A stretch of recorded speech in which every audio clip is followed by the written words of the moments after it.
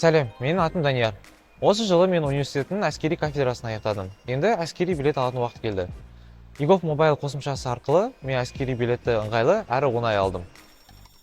егов мобайл қосымшасында запастағы офицерлерге, сержанттарға, сарбаздарға әскери билеттер немесе олардың телнұсқаларын беру қызметін алу үшін егов мобайл қосымшасында авторизациядан өтіңіз. Басты бетте қызметтер, әскери есепке алу бөлімін таңдау қажет.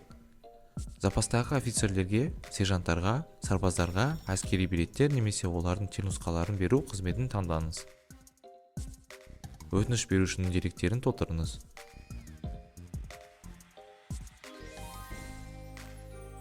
Қорғаныс істері жөніндегі департамент және жергілікті әскери басқару органының атауын таңдаңыз.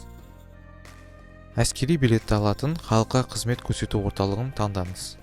Қажетті категорияны әскери шен атауын таңдаңыз.